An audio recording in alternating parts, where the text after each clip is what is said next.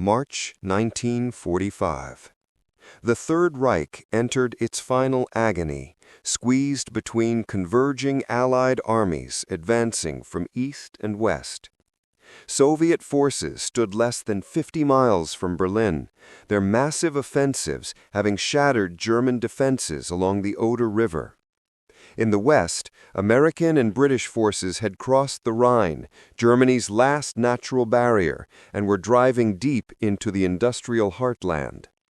The Wehrmacht, once the most formidable military machine in Europe, had been reduced to a collection of depleted formations, teenager conscripts, and hastily assembled Volkssturm militia. Strategic reserves no longer existed. Fuel shortages immobilized armored units. Air superiority belonged entirely to the Allies. The war was lost, a reality understood by most senior German commanders, yet officially unacknowledged by the regime's leadership. On March 10, 1945, Adolf Hitler summoned Field Marshal Albert Kesselring to the Reich Chancellery in Berlin. Kesselring, age 59, had spent the previous 2 years commanding German forces in Italy, where his defensive campaigns had earned him a reputation as a master of defensive warfare. Through a series of carefully prepared defensive lines, the Gustav Line, the Gothic Line, he had delayed the Allied advance up the Italian peninsula far longer than Allied planners had anticipated. His ability to extract maximum defensive value from difficult terrain, his skill at managing limited resources, and his apparent unshakable optimism had made him valuable to Hitler, who increasingly valued loyalty and fighting spirit over objective military assessment. Hitler's directive was clear. Kesselring would replace Field Marshal Gerd von Rundstedt as Commander-in-Chief West, assuming responsibility for defending what remained of Germany against the Western Allies. The appointment came at a moment when competent leadership could only delay, not prevent, the inevitable. Kesselring accepted without hesitation, his loyalty to Hitler and to Germany overriding any private doubts about the military situation. He departed Berlin for his new headquarters, traveling through a country visibly disintegrating under the weight of total war. Cities lay in ruins from years of strategic bombing. Refugee columns clogged roads, fleeing westward ahead of the Soviet advance. Military formations moved with the exhaustion of units that had fought without respite for months. Kesselring's task was to organize resistance against enemies who possessed overwhelming material superiority, to defend territory with forces that existed more on organizational charts than in actual combat strength, to delay an outcome that no military action could change. Kesselring established his headquarters in the West and immediately began assessing the forces under his command. The situation reports painted a picture of comprehensive military collapse, barely held in check by the discipline and professionalism of increasingly desperate soldiers. Army Group B, commanded by Field Marshal Model, held the industrial Ruhr region, but faced encirclement by converging American spearheads advancing from east and west. Army Group G defended southern Germany with formations that had been ground down by continuous combat since the Normandy breakout 9 months earlier. 1st Parachute Army, 15th Army, and 5th Panzer Army existed as organizational entities, but their actual combat strength bore little resemblance to their designations. The numbers told the story with brutal clarity. German divisions that should have fielded 15,000 men often mustered fewer than 5,000. Panzer divisions that bore historic names and battle honors sometimes possessed fewer than 20 operational tanks. Artillery units lacked ammunition for sustained operations. The Luftwaffe, once master of European skies, had been reduced to occasional sorties by pilots flying on fumes, their airfields under constant Allied attack. Supply lines functioned sporadically, dependent on rail networks that Allied air power systematically destroyed. Fuel shortages meant that even units with operational vehicles often couldn't move them. Kesselring's staff compiled detailed reports on unit strengths, defensive positions, supply situations, and terrain analysis. The documents accumulated on headquarters tables, each adding another piece to the mosaic of impossible circumstances. American forces had crossed the Rhine at multiple points and were exploiting their bridgeheads with characteristic aggressive mobility. British and Canadian armies were advancing through northern Germany. French armies pushed into southern regions. The Allied advance proceeded with mechanical inevitability, their material superiority so complete that German resistance could only create temporary delays.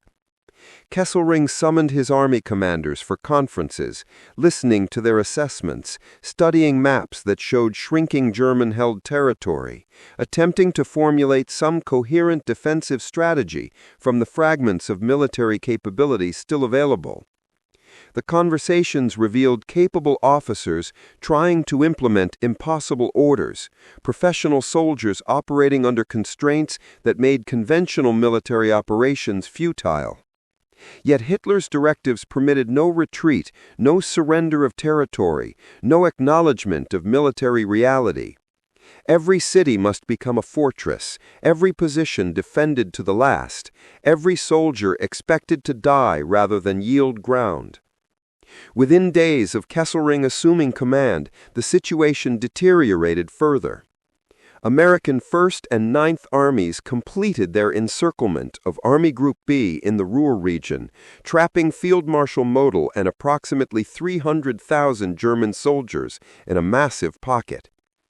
The encirclement represented one of the largest captures of German forces in the Western Theater, comparable to the disasters on the Eastern Front.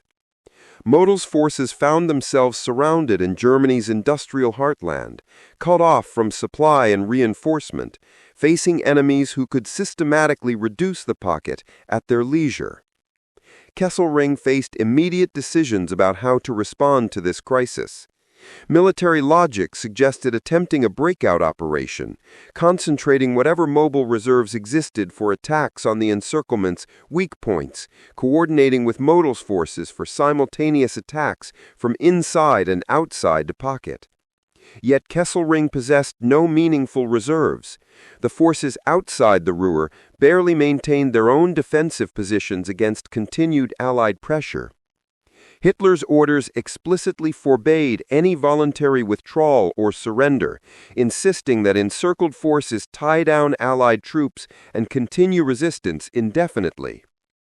Kesselring issued orders directing Model to maintain defensive positions, to continue resistance, to await relief operations that both commanders knew would never materialize. The language of military professionalism masked the reality that Army Group B had been abandoned to destruction. Model, a capable commander who had demonstrated tactical skill throughout the war, now commanded forces in an impossible situation, expected to continue fighting without hope of relief, supply, or eventual victory. Inside the Ruhr pocket, German soldiers fought with the fatalism of men who understood their situation. They defended factory districts and urban neighborhoods against methodical Allied attacks supported by overwhelming artillery and air power. American forces reduced the pocket systematically, compressing the defenders into ever smaller areas, accepting German surrender when resistance collapsed. Model's headquarters moved repeatedly as Allied advances overran previous command posts. Communications deteriorated, unit cohesion broke down. By mid-April, organized resistance within the Ruhr pocket had largely ended, with German soldiers surrendering in large groups as their ammunition exhausted and their positions became untenable. Model, rather than face captivity, took his own life on April 21st, a final act by a professional soldier who saw no alternative to either dishonor or death. While Army Group B disintegrated in the Ruhr, Allied forces continued advancing across broad fronts. American armored divisions drove deep into central Germany, their mobility and firepower enabling rapid exploitation once German defensive lines broke. British forces pushed toward Hamburg and the North Sea coast. French armies advanced through Baden and Württemberg. Soviet forces, meanwhile, launched their final offensive toward Berlin from the east, creating a strategic situation where Germany faced total defeat from multiple directions simultaneously.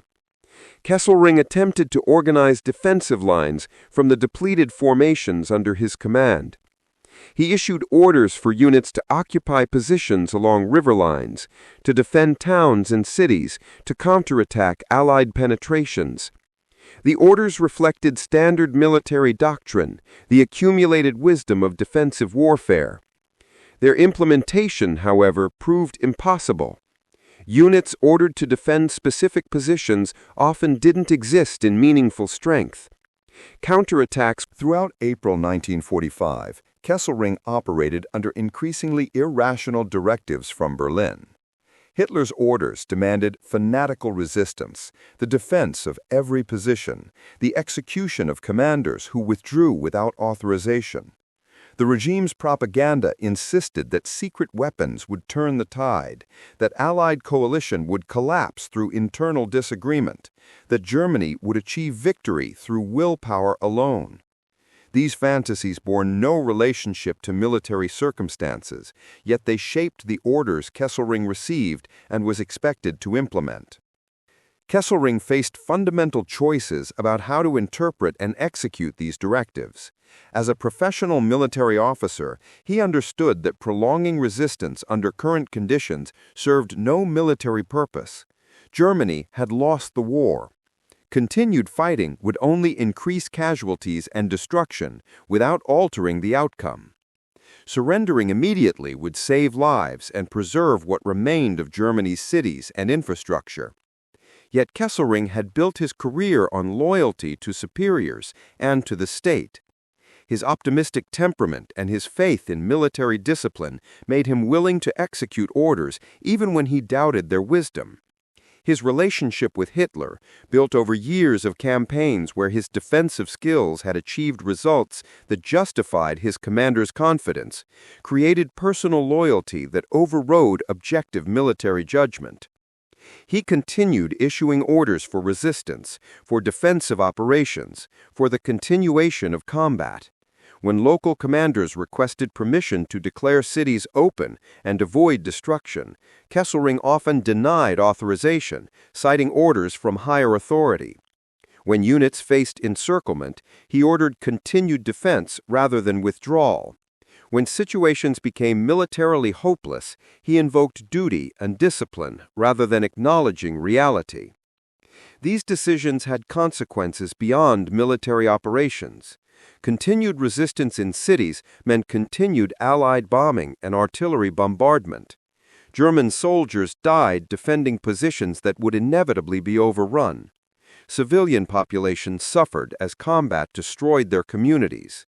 The prolongation of hostilities, even by days or weeks, accumulated additional death and destruction.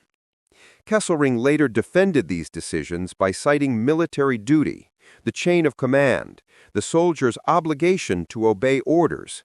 Yet questions remained about the point at which military professionalism became complicity in pointless destruction, when following orders became morally indefensible regardless of military culture and discipline.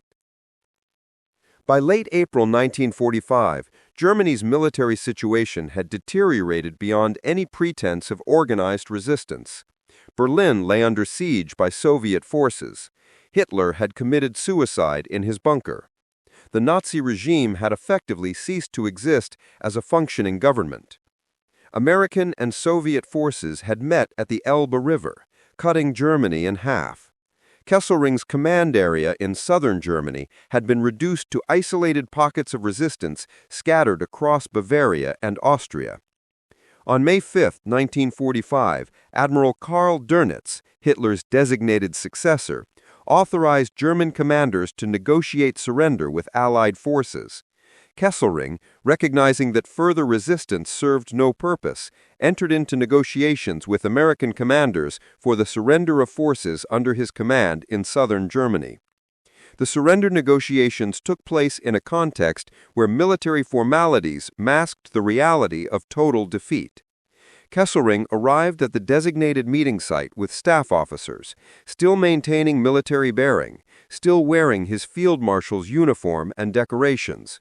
American officers treated him with professional courtesy, the respect military professionals extended to capable opponents in victory. The terms were straightforward: unconditional surrender, immediate cessation of hostilities, German forces to remain in place pending Allied disposition. On May 6, 1945, Kesselring signed the surrender document, ending German resistance in the South. Hundreds of thousands of German soldiers laid down their arms, entering American custody. The war in Europe officially ended on May 8 with Germany's complete capitulation. For Kesselring, surrender marked a transition from military command to captivity, from field marshal to prisoner. Allied intelligence officers had substantial interest in questioning senior German commanders about military operations, strategic decision-making, and the Nazi regime's functioning. Kesselring possessed detailed knowledge of German military operations across multiple theaters. His interrogations would provide valuable information for historical analysis and for potential war crimes investigations. He entered American custody expecting treatment appropriate to his rank, the traditional respect victors afforded senior enemy officers. His next phase of his experience would prove more complicated than he anticipated. Allied war crimes investigators had compiled extensive documentation of atrocities committed by German forces in Italy during the period when Kesselring commanded the theater. The evidence pointed to systematic reprisals against Italian civilian populations in response to partisan activities, mass executions, the destruction of villages, and the killing of hostages. International law recognized certain protections for civilian populations even during military occupation. The deliberate targeting of non-combatants, the execution of hostages in retaliation for resistance activities, and disproportionate collective punishments constituted war crimes under established legal frameworks. The most notorious incident occurred at the Ardeatine Caves near Rome in March 1944. Following a partisan attack that killed 33 German soldiers, German forces executed 335 Italian civilians and prisoners in retaliation, an act that exceeded even the Nazi policy of 10-to-1 reprisal ratios. Similar massacres had occurred throughout Italy, at Marzabotto, where SS units killed over 770 civilians, at Santa Anna di Stazemna, where 560 villagers died, in dozens of smaller incidents where German forces responded to partisan activities with mass killings. Kesselring, as theater commander, bore responsibility for operations conducted by forces under his authority.